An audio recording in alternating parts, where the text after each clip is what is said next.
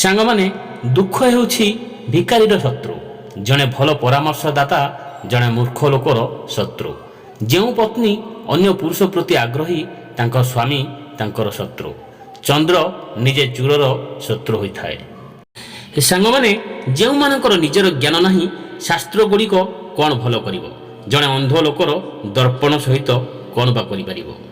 ଯିଏ ନିଜ ସମାଜ ଛାଡ଼ି ଅନ୍ୟ ସମାଜରେ ଯୋଗ ଦିଏ ସେ ଜଣେ ରାଜାଙ୍କ ପରି ନଷ୍ଟ ହୋଇଯାଏ ଏବଂ ଯିଏ ଅନ୍ୟ ପଥ ଅନୁସରଣ କରେ ସେହି ବ୍ୟକ୍ତିକୁ ନଷ୍ଟ ହେବାକୁ ଅଧିକ ସମୟ ଲାଗେ ନାହିଁ। ଏକ ବିରାଟ ହାତୀ ଏକ ଛୋଟ ପିମ୍ପୁଡ଼ି ଦ୍ୱାରା ନିୟନ୍ତ୍ରଣ ହୋଇଥାଏ। ଏକ ପ୍ରଦୀପ ଘନ ଅନ୍ଧକାରକୁ ନଷ୍ଟ କରିଥାଏ। ଦୀପ ଅନ୍ଧକାର ଠାରୁ ବଡ଼ କି? ବଜ୍ରପାତ ଏକ ପର୍ବତକୁ ଭାଙ୍ଗେ। ବଜ୍ରପାତ ପର୍ବତ ପରି ବଡ଼ କି? ନା, ସେ ହିଁ ମହାନ ହୋଇଥାଏ ଯିଏ ଶକ୍ତିରେ ଜିତିଥାଏ। ଯିଏ ଘରୋଇ କାର୍ଯ୍ୟରେ ନିୟୋଜିତ ସେ କେବେ ବି ଜ୍ଞାନ ହାସଲ କରିପାରିବ ନାହିଁ।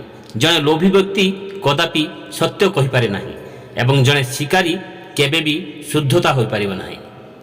ସାଙ୍ଗମାନେ, ତୁମେ ଏହାକୁ କେବେ ହେଲେ ବ୍ୟାଖ୍ୟା କର ନାହିଁ।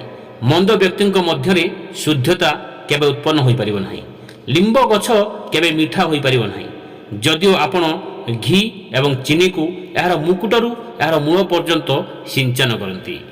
ଏହା ଏକ ଆଶ୍ଚର୍ଯ୍ୟର କଥା ଯେ ଜଣେ ବ୍ୟକ୍ତି ସେହି ଜିନିଷଗୁଡ଼ିକ ବିଷୟରେ କୃତଜ୍ଞତା କୁହନ୍ତି ଯାହା ବିଷୟରେ ତାଙ୍କର କୌଣସି ଜ୍ଞାନ ନାହିଁ।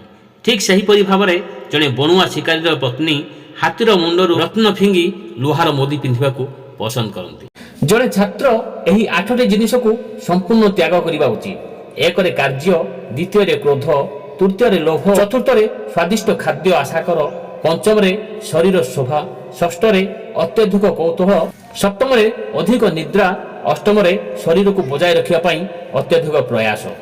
ସେହି ବ୍ରାହ୍ମଣ ଯିଏ ଅନ୍ୟମାନଙ୍କ କାର୍ଯ୍ୟରେ ବାଧା ସୃଷ୍ଟି କରେ, ଯିଏ ଅହଙ୍କାରୀ, ସ୍ୱାର୍ଥପର, ପ୍ରତାରଣାକାରୀ, ଅନ୍ୟମାନଙ୍କୁ ଘୃଣା କରେ ଏବଂ ପାଟିରେ ମଧୁରତା କଥା କହିବା ସମୟରେ ହୃଦୟରେ ନିଷ୍ଠୁରତା ରଖେ, ସେହି ବ୍ୟକ୍ତି ବିଲେଇ ପରି ହୋଇଥାଏ।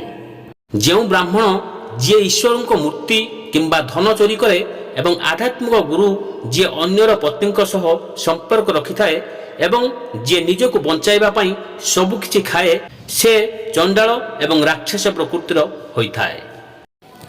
ସାଙ୍ଗମାନେ, ଜଣେ ଭଲ ବ୍ୟକ୍ତି ତାଙ୍କ ଆବଶ୍ୟକତା ଠାରୁ ଅଧିକ ଦାନ କରିବା ଉଚିତ। କେବଳ ଦାନ ଯୋଗୁଁ କର୍ଣ୍ଣ, ବାଳି ଏବଂ ରାଜା ବିକ୍ରମାଦିତ୍ୟ ଜୀବିତ ଅଛନ୍ତି।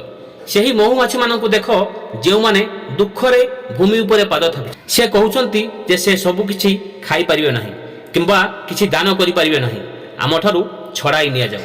ଜୟ ଜଗନ୍ନାଥ। ସାଙ୍ଗମାନେ, ଏହିଭଳି ମହତ୍ତ୍ୱପୂର୍ଣ୍ଣ କଥା ଜାଣିବା ପାଇଁ ଚ୍ୟାନେଲଟିକୁ ସବସ୍କ୍ରାଇବ୍ କରନ୍ତୁ ଏବଂ ଭିଡ଼ିଓକୁ ଗୋଟେ ଲାଇକ୍ କରନ୍ତୁ। ଜୟ ଜଗନ୍ନାଥ।